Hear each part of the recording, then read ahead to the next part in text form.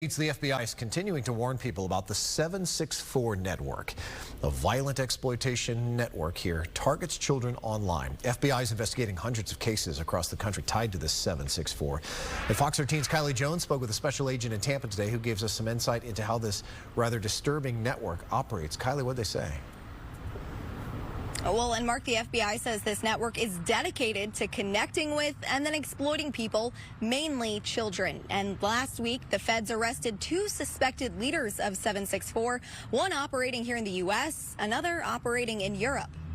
It's a network that's described as violent and extremist and operating on social media and gaming platforms that people use every day. It is unimaginable, and yet it is happening every day all across the world. It's happening through the 764 network. The FBI says these so-called extremists target children and vulnerable people, extorting and then blackmailing victims. Things that we're seeing is sharing of extreme gore videos, sharing of child sexual abuse material, extreme cutting, people actually cutting words and names into their own skin, harming animals and pets, and even as extreme as live streaming suicide. Special Agent Michelle Nicolay in the FBI's Tampa field office says the victims are typically between the ages of 10 and 17, but have been as young as 9 years old. The FBI is investigating at least 250 cases across the country tied to 764, and each of its 55 field offices are involved in those investigations. Some of them have the goal of ultimately collapsing society by the corruption of our youth.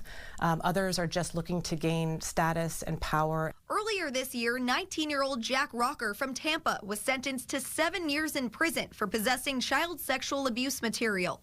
The DOJ says court records show Rocker was a member of 764. In this case, the subject was by all standards, a kind of all-American kid. During their investigation, FBI agents say they found more than 8,000 images and videos of child sex abuse material on his devices. It breaks my heart to think that that's the sole purpose of this network, right, is to target vulnerable teens, kiddos. Redefining Refuge handles online child exploitation cases every day. The advocacy organization says any child can be targeted, and it's something that every family should pay attention to. If there is no education out there, how are we supposed to, stop it or even just notice the signs?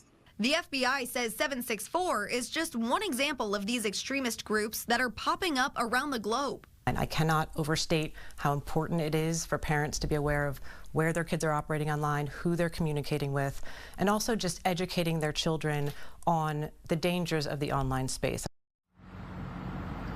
Now, the FBI says some things that families can look out for with their kids are major changes in mood, isolation, unexplained injuries to themselves or pets, or even a sudden obsession with an online friend. Now, of course, all of these are not immediately related to something in particular or cause for concern, but of course, just something to keep an eye out for with your kids. Yeah, some very dark corners of this world that we live in, unfortunately, brings into reality to it. Kylie Jones, live for us. Thanks.